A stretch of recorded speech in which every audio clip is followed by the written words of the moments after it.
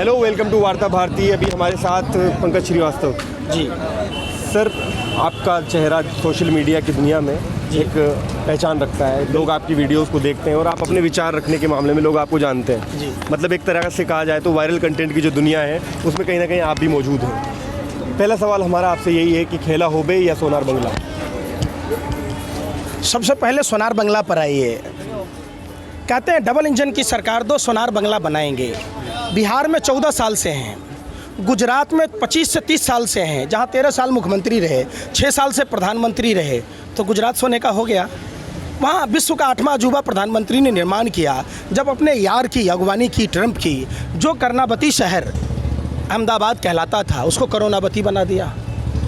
आप समझिए, 10 किलोमीटर लंबी 7 फीट ऊंची दीवार बनानी पड़ी उस गुजरात मॉडल को ढकने के लिए।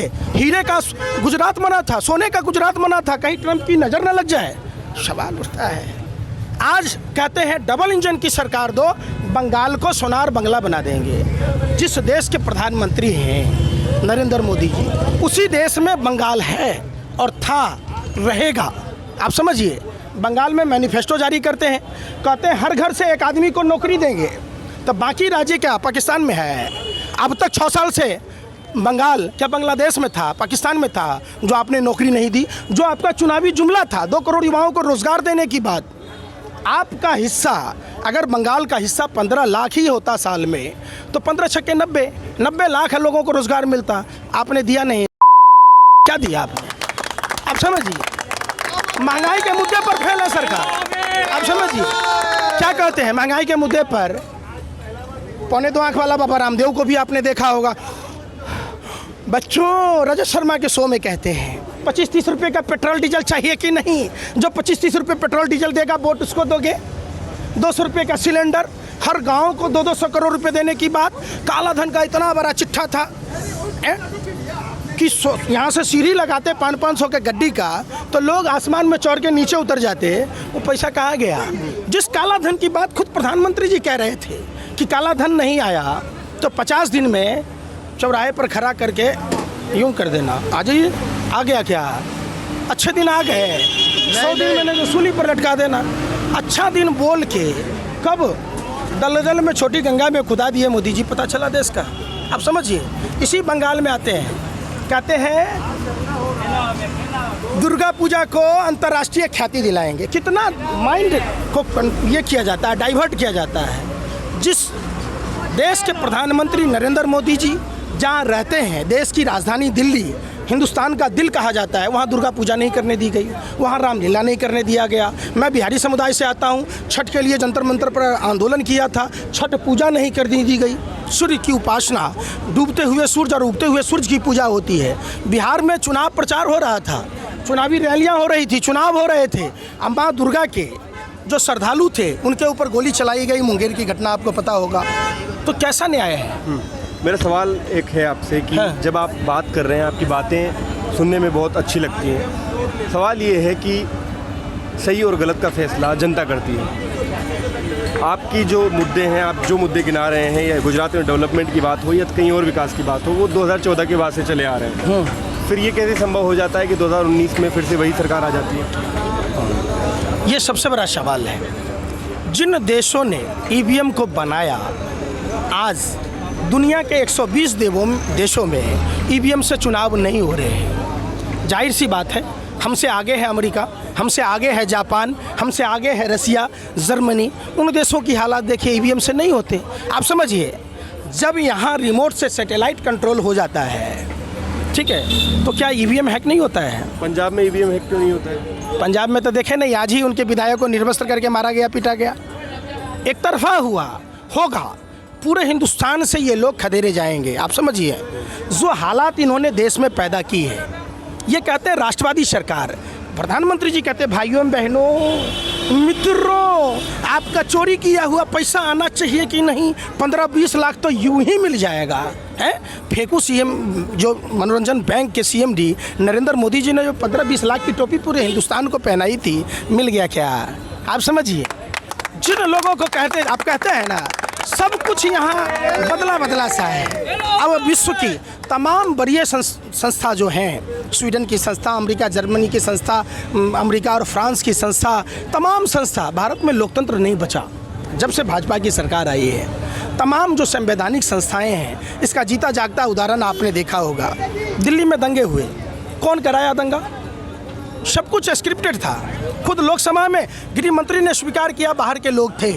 जो कपिल मिश्रा प्रधानमंत्री पर सेक्स रैकेट में शामिल होने, आईएसआई का एजेंट होने का आरोप लगा रहे थे, दिल्ली विधानसभा में ऑन रिकॉर्ड है, हम नहीं कह रहे, कपिल मिश्रा कह रहा।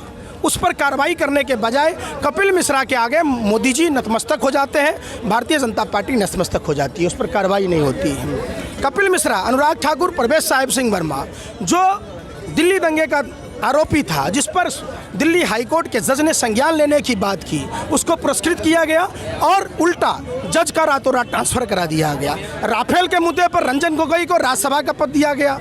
अभी अर्नब गोस्वामी, जो व्हाट्सएप चैट पकड़ा गया 500 कुछ पन्नों का, उसमें आपने देखा होगा बालाकोट की घटना पर जिक्र करता है पार्थो दास गुप्ता से। आप समझिए, अगर ये मामला लीक हो जाता किसी कारण, तो हमारे भारत माँ के वीर सपूतों पर, जबकि एयर स्ट्राइक जैसी मामला रक्षा मंत्री, प्रधानमंत्री, खुद पायलट अफसर को नहीं पता होता है, 5 ही लोगों को पता होता है। अर्नब गोस्वामी पार्थो दास गुप्ता को कौन दे रहा था? जिस ए शब्द का प्रयोग हो रहा था वो कौन कर रहा था? पुलवामा में जो सैटेलाइट, आप समझिए, पुलवामा में जो घटना हुई, सीआरपीएफ के अधिकारियों ने चिट्ठी लिखी, इंटेलिजेंस का रिपोर्ट था, तो कौन लोग थे जिनको हवाई जहाज़ नहीं मुहैया कराए? और दूसरी बात, सैटेलाइट ये क्यों नहीं पता, सैटेलाइट का फुटेज क्यों नहीं सार्वजनिक किया जाता है? वो कार किसकी थी जिस कार में 300 किलो से अधिक आरडीएक्स जिलेटिन था? मुकेश अंबानी के घर के बाहर स्कॉर्पियो मिलता है, पूरी सरकार उसमें लगी रहती है, भाजपा के नेता गला फाड़ फाड़ के चिल्लाते हैं, हैं? तो पुलवामा में नहीं होना चाहिए। वही डीएसपी देवेंद्र सिंह पुलवामा के समय पदस्थापित था, आपको भी पता होगा पत्रकार महोदय। डीएसपी देवेंद्र सिंह 12 लाख रुपया लेकर आतंकवादी को ला रहा था, जो प्रधानमंत्री मोदी जी कहते थे नोटबंदी से 4-4 पुश्तों की कमर टूट गई। हमें यही नहीं पता चलता है, प्रधानमंत्री जी हर बात में ताली क्यों बजाते हैं? ये कोई मर्दों की निशानी है? आप समझिए बात को, सबसे बड़ी बात है। नहीं, आपकी इस बात से थोड़ा सा नाइत्तेफाकी हमको है। नाइत्तेफाकी इसलिए है कि जब आप मर्दों की बात कर रहे हैं तो कहीं ना कहीं आप महिलाओं को नीचा दिखाने की बात कर रहे हैं, या एक कम्युनिटी को नीचा दिखाने की बात कर रहे हैं। बिल्कुल, सुनिए, मैं महिला का सम्मान करता हूं। अगर महिलाओं का कोई अपमान करता है तो प्रधानमंत्री नरेंद्र मोदी। आप पूछिए क्यों? बताता हूं मैं। एक प्रधानमंत्री अपनी माँ को 4,000 रुपया के लिए, राजनीतिक लाभ के लिए बैंकों में लाइन में लगा देता है और लाल किला के दीवार से झूठ बोलता है कि नोटबंदी से 3 लाख हजार करोड़ रुपए का प्रॉफिट हुआ। तब पैसा कहाँ गया? 268 टन सोना कहाँ है? आप समझिए। उसके बाद जो सीबीआई के कस्टडी से सोना चोरी हुआ, पहली बार इतिहास में हुआ, देश की तमाम संस्थाओं को बेच दिया, वो पैसा कहाँ गया? देश में जीएसटी से फायदा हुआ, वो पैसे कहाँ गए? तो देश गर्द में कैसे गया? ये सवाल पूछा जाता है। दूसरी बात, आपने कहा नारी सम्मान की बात, मैंने अरे गुरुजी सुन तो लीजिए। मैंने इसलिए कहा क्योंकि आपने कहा कि ये मर्दों की निशानी होती है। किसकी निशानी होती है फिर? अगर आप या तो इसको इस तरह से करने को आप गलत साबित कर रहे हैं। बिल्कुल, ताली, हर बात में ताली क्यों बजाइएगा? कोई सा रीजन तो बताओ ना। नहीं, मैं वो नहीं कहता। क्यों कह रहे हैं कि मर्दों की निशानी नहीं है? अरे इसकी निशानी नहीं, मर्द का काम होता है काम करना, जोखिम लेना। प्रभु श्री राम मर्द थे, सुनिए, प्रभु श्री राम मर्द थे जो अपनी पत्नी के लिए रावण का वध किया, लंका पर फतह हासिल किया। 18 साल की उम्र में, आप समझिए, जिस जथोदा बहन जी के मांग में सिंदूर भरा, उसकी मांग नहीं पूरी कर पाया। हिंदू धर्म में 16वां, फिर आगे बढ़ते हैं, आगे नहीं बढ़िए, सुनिए, हिंदू धर्म की बात सुनिए। हिंदू धर्म में 16वां संस्कार होता है शादी, अग्नि के 7 फेरे लिए जाते हैं, 7 जन्म जीने मरने की कसम खाई जाती है, 7 वचन यही होता है। तो प्रधानमंत्री जी आप छोड़ दिए, आप कहते हैं नारी की सम्मान। हिंदू धर्म में नारी का अपमान करने से 3 आदमी का समूल नाश हुआ। दुर्योधन ने, यानी कौरव ने द्रौपदी का अपमान किया, कौरवों का देख लीजिए। कंस ने माँ देवकी का अपमान किया, कौरव का देख लीजिए। रामायण में आपने देखी होगी, रामायण में माँ सीता का अपमान किया रावण ने, रावण का क्या राज हुआ? तो हमारा धर्म नारी सर्वत्र पूजते हैं, और ये बंगाल की धरती है, यहाँ माँ दुर्गा की पूजा होती है, शिव की पूजा होती है, शक्ति और शिव की पूजा होती है। एक सवाल, बंगाल चुनाव में हम कोलकाता की एक गली में खड़े हैं। बंगाल चुनाव पे हम बात करेंगे। जी, क्या लगता है आपको कि बीजेपी का क्या आप मानते हैं इस बात को कि बीजेपी का प्रभाव जो है बंगाल में बड़ा है? 18 सीटें 2019 के इलेक्शन में आ जाना, और अब जिस तरह से इलेक्शन चल रहा है, आप बहुत दिन से दिल्ली में हैं, आप हैं बिहार से, लेकिन यहाँ पे आप कोलकाता की सड़कों पे घूम रहे हैं, लोगों से मिल रहे हैं, बात कर रहे हैं, आपका क्या ऑब्जर्वेशन है, किसकी सरकार आने वाली है? सुनिए, आपने कहा प्रभाव, अगर प्रभाव होता, अकेला ममता बनर्जी जी मैदान में हैं, आप समझिए भारतीय जनता पार्टी के पास कैंडिडेट नहीं है, कभी कांग्रेस के कभी टीएमसी के कैंडिडेटों की घोषणा करते, वो लोग टिकट नहीं ले रहे तो चुनाव कैसे जीत जाएंगे? क्या ये भविष्यवक्ता हैं, ज्योतिषाचार्य हैं, जो 200 से अधिक सीट जीतने की गारंटी कर रहे हैं? इसका मतलब कहीं ना कहीं ईवीएम की हेरा फेरी करने की पूरी कोशिश है, पहला बात समझिए। और अगर ये यशस्वी प्रधानमंत्री अगर इतने पावरफुल होते तो घर बैठे चुनाव जीत जाते ना। पूरी की पूरी भाजपा, पूरे देश के लोग कार्यकर्ता भाजपा के बंगाल में डेरा डाले हुए हैं, तो इसका मतलब अंदर से उनको घबराहट है, डर है, तभी पूरी की पूरी शक्ति झोंक रखी है, साम दंड भेद, आप समझिए। आपसे एक बात बताइए कि क्यों ममता बनर्जी को जरूरत पड़ रही है कि वो बीजेपी के नंदीग्राम के उपाध्यक्ष को फोन करके कह रहे हैं कि आप हमारा साथ दीजिए? देखिए, भाजपा को उपाध्यक्ष नहीं, वहाँ तृणमूल कांग्रेस के ही लोग थे, सारे कार्यकर्ता वहीं के थे, आप समझिए। अब उन्होंने कहा या नहीं कहा ये जानकारी हमें नहीं है। ये बात मानी है, टीएमसी ने मानी, आज प्रेस कॉन्फ्रेंस कोई बात नहीं मानी होगी। सारे टीएमसी के कार्यकर्ता थे जिनको ने भाजपा ने सीबीआई और ईडी का डर दिखाकर एन प्रकार डरा धमका कर लोगों को, अपराधी प्रवृत्ति के लोग भी टीएमसी के वोट डालने पर धमकाया जा रहा है। इतनी बड़े बड़े तलवारों के साथ वीडियो आ रहे हैं, लोगों को वोट नहीं डालने दिया जा रहा है। अर्धसैनिक बल के जो जवान हैं वो भी कुछ लोग उसमें भाजपा की तरफ से ही वो कर रहे हैं। आप सारा रिपोर्ट देखिए, आप एक तरफ नहीं जाइए। जिस शारदा और नारदा की बात हो रही थी, आप समझिए, कल तक बीजेपी में नहीं था तो आरोपी था, सीबीआई के छापे, ईडी के छापे, पूरी दुनिया में मीडिया दिखा रहा था। अब शारदा के पैसे कहाँ चले गए? कहाँ शुभेंदु अधिकारी पाक साफ हो गया है? मिथुन चक्रवर्ती जो शारदा का डायरेक्टर था, तो उस पर क्या हुआ? जो कोबरा सांप चिड़ियाखाना में पूरा का पूरा सर्कस, देखिए आप समझिए, जो हाल रिंकिया के पापा का दिल्ली में हुआ, मनोज तिवारी का, वही हाल मिथुनमा का होने वाला है। हमने आज दिन में कुछ लोगों से बात करने की कोशिश की, आखिरी सवाल में रहे, वो लोग ये कह रहे हैं कि कोलकाता की सियासत में, यहाँ की सड़कों में लोगों से बात करने से बंगाल का रुझान आप मालूम नहीं कर सकते हैं। बंगाल के गाँवों में जो खेला होबे का नारा ममता बनर्जी ने दिया है, वही खेल बीजेपी कर रही है। भारतीय जनता पार्टी के लोग, हम लोगों ने साफ देखा है, भारतीय जनता पार्टी राष्ट्रीय पार्टी होने के बावजूद अपने काम पर वोट नहीं मांग रही है। वो क्या कर रही है? बड़ी गाड़ियों में जय श्री राम का नाम लेकर, भगवा वस्त्र पहनाकर लोगों को ये डराया जा रहा है और हिंदुत्व के नाम पर वोट मांग रही है। अगर भाजपा के लोग माँ का दूध पिया है, 6 काम बता के अब बंगाल में चुनाव प्रचार कर लें, किस नाम पर वोट मांगेगी? कि जब 31 दिसंबर को WHO ने कहा, आप दिल्ली में चुनाव करा रहे थे, 300 सांसद, खुद प्रधानमंत्री, गृह मंत्री घर घर पर्चा बांट रहा था, आप समझिए, 17 मुख्यमंत्री, 40 मंत्री सारे दिल्ली में लगे हुए थे, फिर भी दिल्ली का चुनाव हार गए। क्या साबित कर लिए? और जब दिल्ली का चुनाव हार गए तो आपने वहाँ एक संशोधन कानून ला दिया कि चुनी हुई सरकार कोई काम नहीं कर सकती है। आप समझिए, आपको दिक्कत है 200 यूनिट बिजली फ्री दे रहा, पानी फ्री दे रहा, आम आदमी मोहल्ला क्लिनिक है, महिलाओं को बस में फ्री है, तो आप उत्तर प्रदेश में क्यों नहीं करते? बंगाल में आके कहते हैं बस में फ्री कर देंगे। तो अब तक आप जहाँ जहाँ सरकार है, आपकी डबल इंजन की सरकार है, आप बिहार में फ्री कर दीजिए, हिमाचल में कर दीजिए, आप समझिए, हरियाणा में कर दीजिए, तो वो काम होना नहीं है। सिर्फ योगी आदित्यनाथ आए थे, उन्होंने कहा कि यूपी की तरह विकासशील प्रदेश बनेगा बंगाल।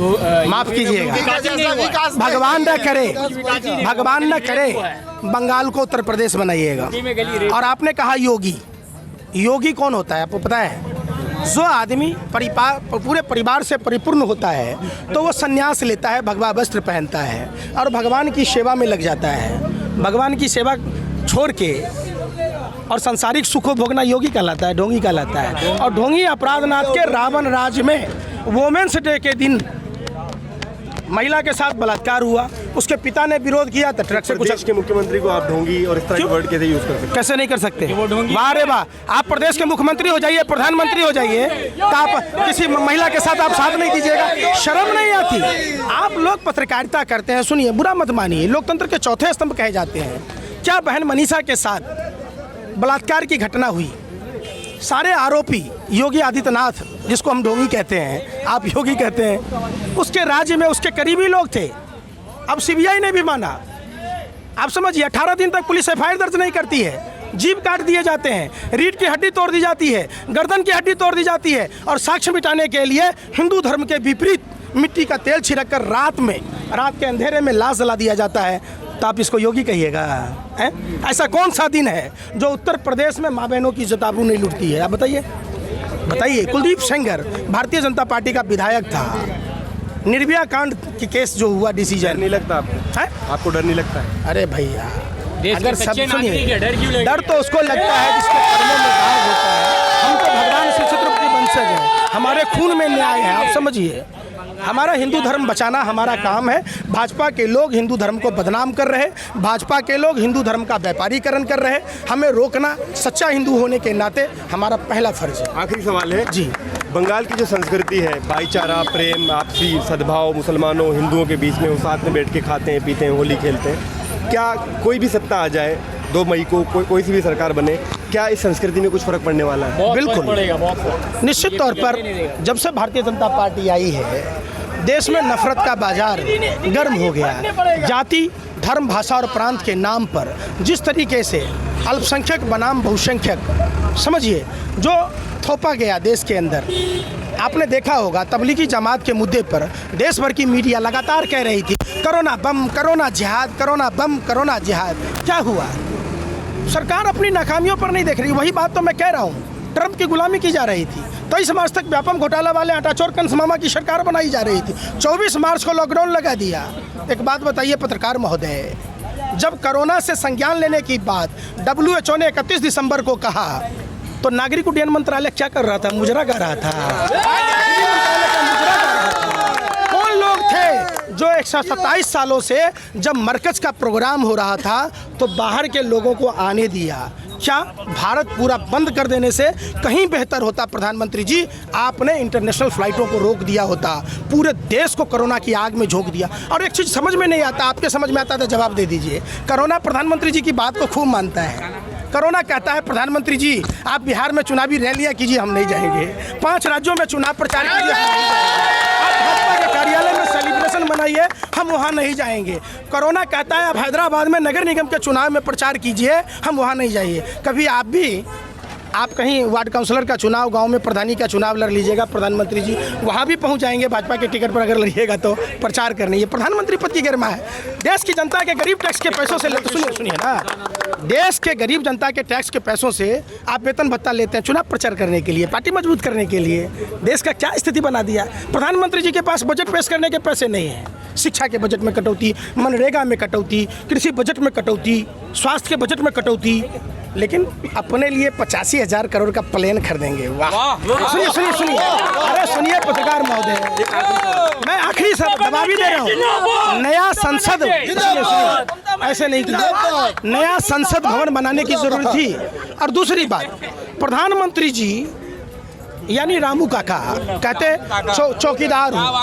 आप समझिए, अपने नए मालिक को देखने जाते हैं, अंबानी जी के पोते को सोने का पलना देते हैं। देश का किसान चंद कदमों की दूरी पर है, इतने बड़े बड़े लोहे के सूल लगा दिए, कोबरा वायर लगा दिया, पत्थर के बुलडोजर लगा दिए। आप समझिए, ये कहाँ का संवेदना है भाई? भगवान श्री कृष्ण ने कहा कि किसान ईश्वर का सहायक होता है, किसान राजा से बड़ा होता है, राजा सिर्फ राज्य का पालक होता है, किसान पूरी मानवता का पालक होता है। तो किसान की बात नहीं सुने चले गए बांग्लादेश। हम भी बांग्लादेश के स्वतंत्रता संग्राम में जेल गए। कहाँ से गए? बांग्लादेश जेल में डाला। इंदिरा गांधी जी पाकिस्तान को 2 टुकड़े किए। आपका क्या रोल था भैया? आप वहाँ चल गए ठुमका लगाने, आखिरी सवाल आपकी पर्सनल से लेके, आप सोशल मीडिया का एक चेहरा है, आपको लोग बहुत देखते हैं, तो लोग ये भी जानना चाहते हैं कि आप पर्सनली क्या करते हैं, आप खुद क्या करते हैं? हमारे काम धंधों को भाजपा के लोगों ने बंद करा दिया। हमने भी एक सूत्री कार्यक्रम किया, 4 रोटी खानी होती है और पूरा देश अपना घर है, जहाँ जाते हैं वहीं खाना मिल जाता है। और जो भाजपा की कुकर्म है उसको उजागर करना, उसका विरोध करना। सबसे बड़ा कुकर्म आपको बताते हैं, इसी बंगाल की धरती पर बिहार के छपरा की रहने वाली निषाद समाज की लक्ष्मी देवी, जो विधवा हैं, जिस निषाद ने भगवान राम को गंतव्य तक पहुंचाया, नाव में पहुंचाया, उस महिला के साथ जो ब्रांड एम्बेसडर थी प्रधानमंत्री आवास योजना, बेघर लोगों को 24 लाख लोगों को घर, प्रधानमंत्री जी का काम है फ्रॉड करना, और उस महिला के साथ जिसके साथ ऐसे फोटो खिंचवाते हैं। कौवा अगर सावन में नाच ले तो मोर नहीं होता, हर दाढ़ी बनाने वाला रविन्द्रनाथ टैगोर नहीं होता। प्रधानमंत्री जी को मैं यही बात कह रहा हूँ आपके चैनल के माध्यम से, प्रधानमंत्री जी अगर आपको थोड़ी सी भी शर्म बची हो तो उस महिला, निषाद महिला के साथ जो विधवा हैं जिनके साथ आपने फ्रॉड किया है उनको आवास जरूर देना, वरना दोबारा जनता से वोट मांगने मत आना और कभी मीडिया के पास मत आना। ये धरती सुभाष चंद्र बोस की है, तुम मुझे खून दो मैं तुम्हें आज़ादी दूंगा, और मोदी जी कहते हैं तुम मेरे कुकर्मों पर पर्दा डालो मैं तुझे विज्ञापन दूंगा। मोदी जी का एक ही जीवन शैली। Thank you.